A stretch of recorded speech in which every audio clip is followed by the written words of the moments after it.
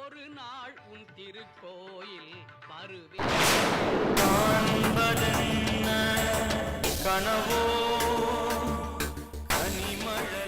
இதுதான் அபியோட அம்மா. இது முன்பினை செய்த மாதவம் காலம் பல சென்று காணல் நீரன கோலம் காண வந்தார்.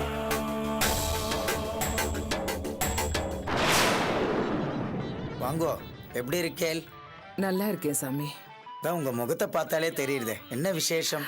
நாங்க பட்ட கஷ்டம் எல்லாம் ஒரு முடிவுக்கு வந்துகிட்டு இருக்கு சாமி. நம்ம அபிக்கு ஒரு பெரிய இடத்துல பெரிய வேலை கிடைச்சிருக்கு.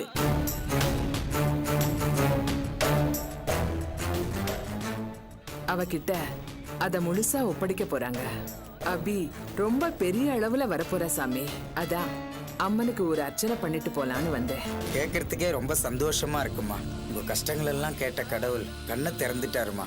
எத்தனை நாள் இங்க கண்ணீரோட வந்து நின்று இருப்பேன். அதுக்கான பலன் கிடைச்சிருச்சுமா. அம்மா, நீங்க பூஜைக்கு வேண்டிய ஏற்பாடெல்லாம் பண்ணுங்க. இவாளுக்கு ஒரு அர்ச்சனையை பண்ணிட்டு வந்துடுறேன். கொடுங்க. அபி பேருக்கு தானே? ஆமா சாமி. வேதனம் குடும்பானாம் சமஸ்தர்ஜ வீர்ஜ விஜயாத்ர ஆரோக்கிய ஐஸ்வர்யானாபியோத்யர்த்தம் ஸ்ரீ கர்மார் எம்பிகாதி நமः குங்குமார்ச்சன பூஜாம் கரிஷ்யே. ஓம் சர்வஸ்யாப்தே சர்வசதுர்த்தே சர்வமேவ தேனாப்னோதி சர்வம் ஜயதி சர்வபீட்ட பிரசாத பல சித்திரஸ்து மகாதேவி நமः மகதைஸ்வர்யாபி வித்திரஸ்து. கடவுள் உங்க கஷ்டத்தெல்லாம் கேட்டு கண்ணை திறந்துட்டாருமா. கவலையே படாதீங்கம்மா. இனிமே உங்க குடும்பத்துக்கு நல்லதுதாம்மா நடக்கும். ஆமா சாமி, அந்த கஷ்டம் எல்லாம் இப்ப போயிடுச்சு. கடவுள் துணை இல்லாம அபி இந்த அளவுக்கு வந்திருக்க முடியாது. எத்தனை இடைஞ்சல், எவ்வளவு வேதனை. இதுல அவ பண்ற தொழில போட்டி பொறாம எல்லாத்தையும் தாண்டி அவ தனியா ஒரு பொம்பளை. எல்லாம் சரியாயிடுச்சு சாமி. தொழில்னு வந்தா போட்டி போறாமலாம் இருக்கத்தான் செய்யும். இதெல்லாம் பார்த்தா வீட்லயே இருக்க வேண்டியதானே? ஏன் வீதிக்கு வரணும், வேலையை பார்க்கணும், அப்புறம் புலம்பணும்? தம்பி, என்ன பேசுறீங்க? ஹே கிரி, பாவம் அவங்க. அவங்களுக்கு இதெல்லாம் தெரியாது. இதெல்லாம் உழைச்சா வந்தது. எல்லாமே ஃப்ளூக்கா வந்திருக்கு.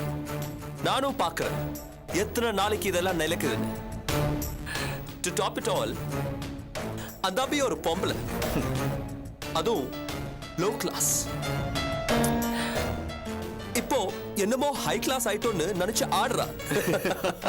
டேய், என்னடா பேசுற? பொம்பளையா? ஆமாண்டா, அபி பொம்பளை தான். அந்த பொம்பளை கிட்ட தானே நீ தோத்து போயிருக்க.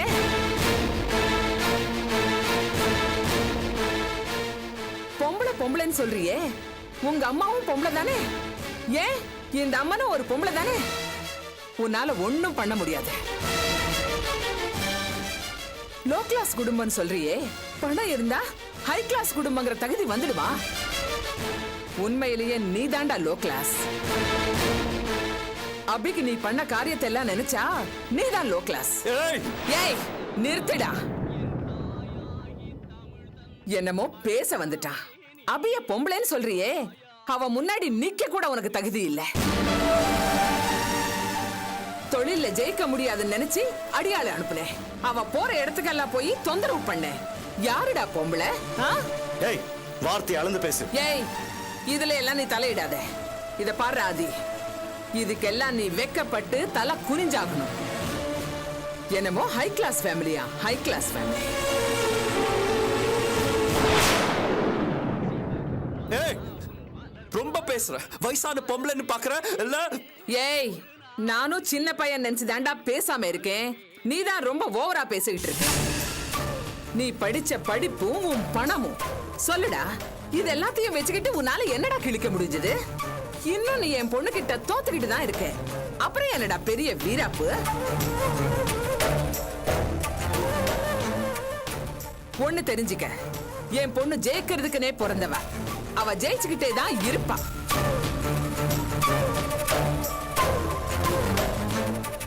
இதுக்கு மேலும் நீ என் பொண்ணுக்கு ஏதாவது தொந்தரவு கொடுத்த, ஒரு தாய் ஸ்தானத்துல இருந்து சொல்றேன், அந்த சக்தி உன்னை பார்த்துக்கிட்டு தான் இருக்கா. அவ உன்னை சும்மா விட மாட்டா.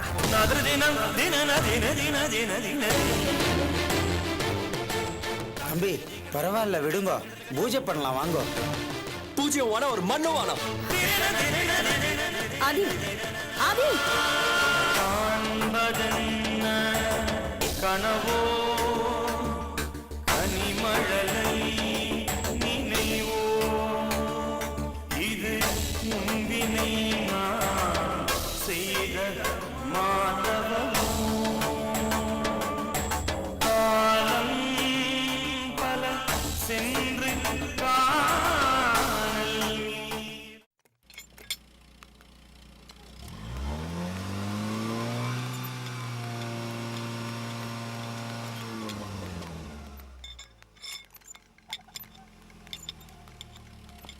இங்க யாருங்க இன்சார்ஜ்? நான் தான் மேடம். என்ன விஷயம்? நீங்க தான் எங்க மேனேஜரா? ஆமா, மேனேஜர் மாதிரி மேடம். என்ன ப்ராப்ளம்? என்ன ப்ராப்ளமா? சிட்டில இருக்கிற அத்தனை ஒர்க் ஷாப்பையும் விட்டுட்டு உங்க ஒர்க் ஷாப்ல என் வண்டியை விட்ட பாருங்க, அதான் பெரிய ப்ராப்ளம். சாரி மேடம், என்னன்னு பாக்குறேன். என்னன்னு பாக்குறீங்களா? காரை சரியான டைம்ல கொடுக்க தெரியல, எத்தனை நாள்ல லேட் பண்ணுவீங்க? நான்சென்ஸ். சாரி மேடம், கொஞ்சம் பொறுமையா இருங்க. யோ, யார் மேடத்தோட காரை பாக்குறது? மனோதான் சார்.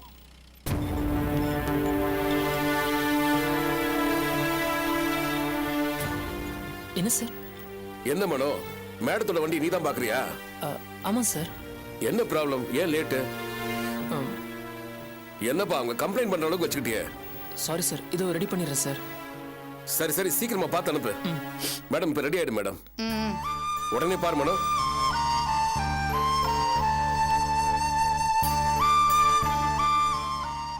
சாரி மேடம், பார்ட்ஸ் கிடைக்கல, அதான் கொஞ்சம் லேட் ஆயிடுச்சு. ஏதோ ஒரு சாக்கு. உங்க அக்கா தான் பெரிய கன்ஸ்ட்ரக்ஷன் கம்பெனி ஓனர் ஆச்சே, நீ என்ன இங்க வந்து எடுபடி வேலை பாக்குற?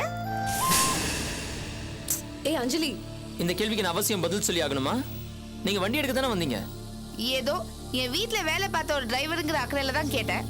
ஆமா, நீ என்ன இங்க வேலை பாக்குற? ஏய் அஞ்சலி, எதுக்கு இப்படி தேவையில்லாம பேசுற? அனு, நீ கொஞ்சம் சும்மா இரு. நீ சொல்லுப்பா. உங்க அண்ணன் கூட தான் பெரிய கன்ஸ்ட்ரக்ஷன் ஓனர். ஆனா அவர் சம்பாதிக்கிற காசெல்லாம் நீங்க இப்படி செலவழிச்சு திரிஞ்சிட்டு இருக்கீங்க. ஆனா நான் அப்படி கிடையாது.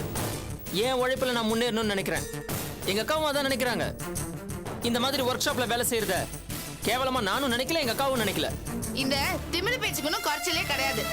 திமிர் பேச்சு இல்லைங்க, சுய கௌரவம். சொந்தமா உழைச்சு முன்னேறணும்னு நினைக்கிற எல்லார்கிட்டையும் இந்த சுய கௌரவம் இருக்கும். ஆனா உங்ககிட்ட இது இல்லாம இருக்கிறதுல ஆச்சரியம் எதுவும் இல்ல. ஏய், இந்த திமிரு பேச்சுலாம் என்கிட்ட வச்சுக்காத, வேற யார்கிட்ட வச்சுக்கோ. அஞ்சலி, ஏன் இப்படி ஓவரா பேசுற? கொஞ்சம் கூட மேனஸ் இல்ல உனக்கு? நீ இப்படி பேசுறது ரொம்ப தப்பு. ஓஹோ, இப்போ தப்பெல்லாம் வேற கண்டுபிடிக்க ஆரம்பிச்சிட்டியா? அப்ப நீயே இந்த ஜென்டில்மேன்ட்ட பேசி நம்ம காரை வாங்கிட்டு வா, நான் கிளம்புறேன். அஞ்சலி,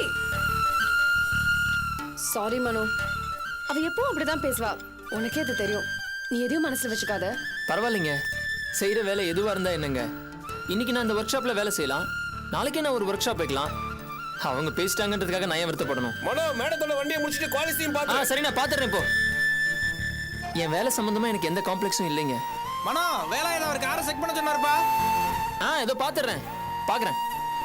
அவங்க எப்பவுமே அப்படிதாங்க, என்கிட்ட ரொம்ப கோவமா தான் பேசுவாங்க. சாரி மனோ, அவ பேசினதுல ஏதாவது தப்பு இருந்தா நான் உன்கிட்ட மன்னிப்பு கேட்டுக்கிறேன். சேச்சே, நான் அந்த அர்த்தத்துல பேசலீங்க. என் மனசு சங்கடத்தை உங்ககிட்ட சாதாரணமா ஷேர் பண்ணிக்கிட்டேன். மற்றபடி அவங்கள பத்தி தான் எனக்கு நல்லா தெரியுமே.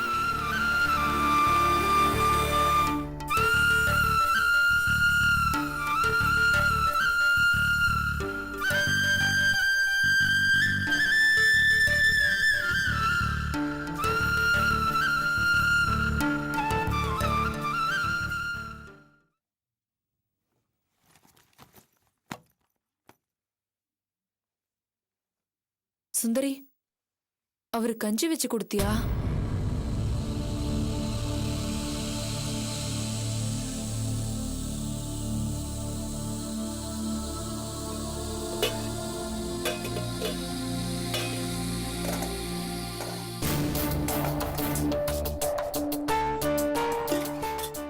என்ன அத்தை, பாத்திரம் எல்லாம் காலியா இருக்கு, அரிசி காய்கறி எல்லாம் அப்படியே இருக்கு. காலையில இருந்து சமைக்கல போல இருக்கு. ஏன்? என்ன கேட்டா எனக்கு என்ன தெரியும்? போய் சுந்தரியை கேளு.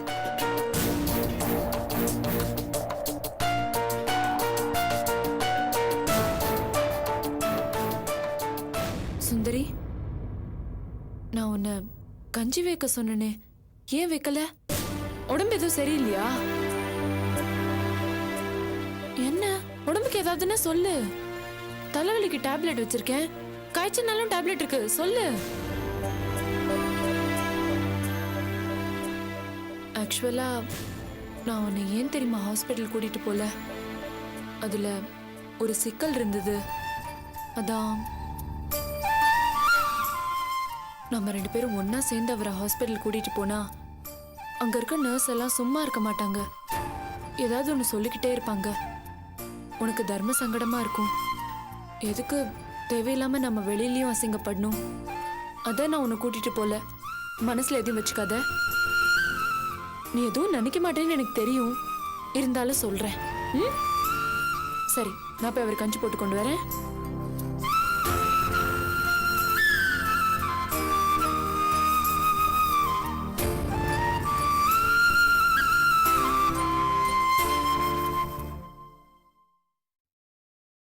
ஓய், போயிட்டு வந்துட்டு உன்னை சைஸா கரெக்ட் பண்றா பாத்தியா? பெருசா என்னமோ காரணம் சொல்றா. அது எப்படி? நீங்க 2 பேரும் ஒன்னா சேர்ந்து ஆஸ்பத்திரிக்கு போனீங்கன்னா நர்ஸுங்க தப்பா பேசுவாங்களாமா? ஏன் அவ வீட்ல இருந்துட்டு ஒன்னு அனுப்பி வச்சிருக்கலாம்ல? இதெல்லாம் கதடி. பயங்கரமான ஆளவ. என்னமா நடிக்கிறா பார்த்தல்ல? என்ன முழிக்கிற? ஓ மரமண்டைக்கு புரியுற மாதிரியே சொல்றேன். அன்னைக்கு ஆபீஸ்ல இருந்து வந்தவனே சொல்லிருக்கலாம்ல, நான் சுடுதண்ணியும் கஞ்சியும் வச்சு கொடுக்கறேன், நீ ஆஸ்பத்திரிக்கு போயிட்டு வான்னு. அப்ப சொல்லல. இப்ப வந்து நீ அமைதியா இருக்கிறத பாத்துட்டு எங்க நீ தப்பா நினைச்சிருயோன்னு பயந்து போயிட்டு கதை அடிக்கிறடி கதை. அடியே, அவ நடிப்பை பார்த்து ஏமாந்துறாதடி. பயங்கரமான ஆளவ.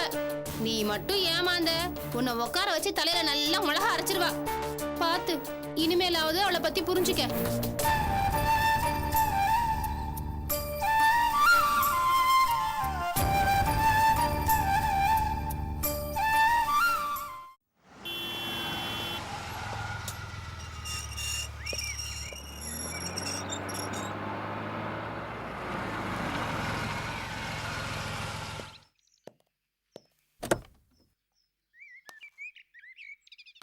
என்ன தம்பி? வண்டியை சர்வீஸ் விட்டுருந்தாங்க, ரெடி பண்ணிட்டேன். அதான் டெலிவரி கொடுக்கலான்னு வந்திருக்கேன். சரி, இங்கேயே வெயிட் பண்ணுங்க, போய் மேடத்தை கூட்டிட்டு வரேன்.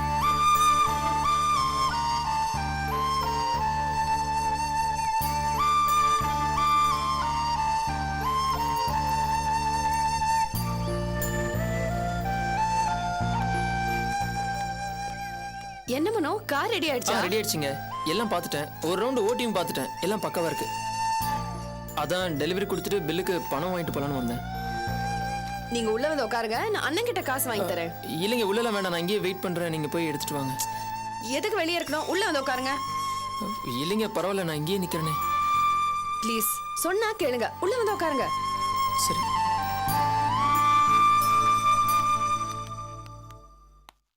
வாங்க மனோ, உட்காருங்க, நான் காசு வாங்கிட்டு வந்துடுறேன். பரவாயில்லைங்க, நீங்க போய் எடுத்துட்டு வாங்க. உட்காருங்க மனோ.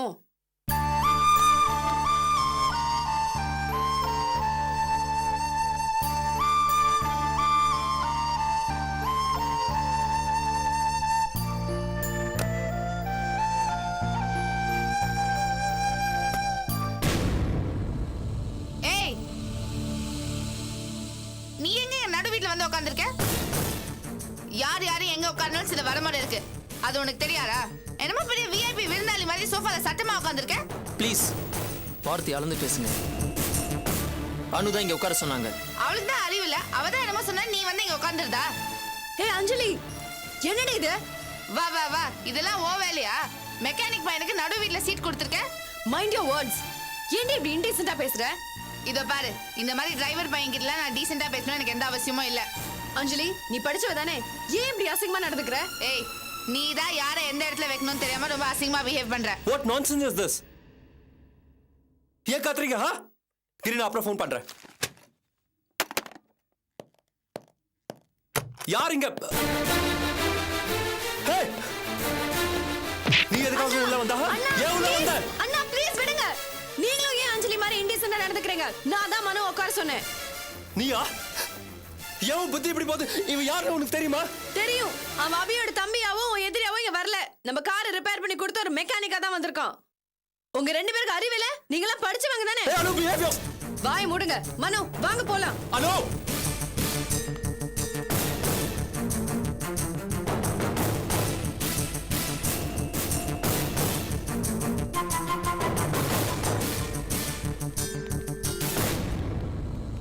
Sorry Mano, I'm very very sorry. Aadhi Anjali 2 பேருமே கொஞ்சம் கூட மேனஸ் இல்லாம நடந்துக்கிட்டாங்க. அவங்க சார்பா நான் மன்னிப்பு கேட்டுக்கிறேன். ஐயோ விடுங்க, நீங்க என்ன பண்ணுவீங்க? பாவம் அவங்க அப்படிதாங்க. Please don't be upset. இல்லைங்க, இந்த மாதிரி விஷயம் எனக்கு ஒன்றும் புதுசு இல்லைங்க. இதுக்காக நான் ஒன்றும் பெருசா அப்செட்லாம் ஆக மாட்டேன். ஆனா எனக்கு ஒரு விஷயம் தாங்க புரிய மாட்டேங்குது. என்ன? இல்ல பணம் காசுங்கிறது என்னங்க? மனுஷன் சௌகரியமா வாழறதுக்கு உண்டான ஒரு விஷயம், அவ்வளவுதான். அந்த பணம் காசு வந்த உடனே மனுஷனோட அடிப்படை குணமே மாறணும்னு கட்டாயம் ஒண்ணு இல்லைங்க. இப்போ உங்க என்கிட்ட இப்படி நடந்துக்கிட்டதுக்கு காரணமே ஒரு சக மனுஷங்க கிட்ட காமிக்க வேண்டிய அடிப்படை விஷயங்கள் இல்லாம போனதுதான். உங்க வீட்டுல நீங்க எப்படி பேசிக்கிறீங்க பழகுறீங்கன்றதெல்லாம் எனக்கு தெரியாது. ஆனா எங்க வீட்டுல நாங்க எப்படி பேசிப்போம் தெரியுமா? ஒருத்தருக்கு ஒருத்தர் சந்தோஷமா சிரிச்சுக்கிட்டு கலாட்டா பண்ணிக்கிட்டு யாரையாவது கிண்டல் பண்ணிக்கிட்டு கலகலன்னு இருப்போம். என்னோட ஃப்ரெண்டு யாராவது எங்க வீட்டுக்கு வந்தாங்கன்னு வச்சுக்கோங்களேன், எங்க வீட்டுல உள்ளவங்களுக்கு பிடிக்குதோ இல்லையோ என் ஃப்ரெண்டு கொடுக்க வேண்டிய மரியாதையை கண்டிப்பா கொடுப்பாங்க. ஆனா உங்க வீட்டுல பாத்தீங்களா, ஒவ்வொருத்தரும் தனித்தனி தீவு மாதிரி. எல்லாருக்கும் தனித்தனி ரூமு, தனித்தனி காரு, தனித்தனி போனு. ஒவ்வொருத்தரும் தனித்தனியா ஒருத்தர் மேல ஒருத்தர் அக்கறை இல்லாம, உண்மையான பாசம் இல்லாம, ஒரு ஈடுபாடு இல்லாம வாழ்க்கையை வாழ்ந்துட்டு இருக்கீங்க. கிட்டத்தட்ட மேன்ஷன் வாழ்க்கை மாதிரி. அதுல கூட ஒரு பிடிமானம் இருக்கும், அதை விட ஒரு மோசமான வாழ்க்கையை வாழ்ந்துட்டு இருக்கீங்க. குடும்பம்னா பணம் மட்டும் இருந்து பிரயோஜனம் இல்லைங்க. அன்பு இருக்கணும், பாசம் இருக்கணும், கலகலன்னு இருக்கணுங்க. என்ன நீங்க ஆதி கூடவும் அஞ்சலி கூடவும் ஒரு நாள் இருக்க சொன்னாலும் என்னால இருக்க முடியாதுங்க. கோடி கோடியா பணம் கொடுத்தாலும் என்னால இருக்க முடியாது. வறுமையில இருந்தாலும் வசதியே இல்லாத நிலைமையில இருந்தாலும் நானு, எங்க அம்மா, அபி அக்கா, ஆர்த்தி, ஆனந்தி அக்கா எல்லாரும் எவ்வளவு சந்தோஷமா இருப்போம் தெரியுமா? கேட்கறதுக்கு ரொம்ப சந்தோஷமா இருக்கு மனோ. நீ சொல்றது ரொம்ப கரெக்ட். சாரிங்க, நான் ரொம்ப பேசிட்டேன்னு நினைக்கிறேன். சச்சா அதெல்லாம் இல்ல. சரி, நான் கிளம்புறேங்க. இந்தாங்க பில்லுக்கான பணம். தேங்க்ஸ். நான் போயிட்டு வரேன்.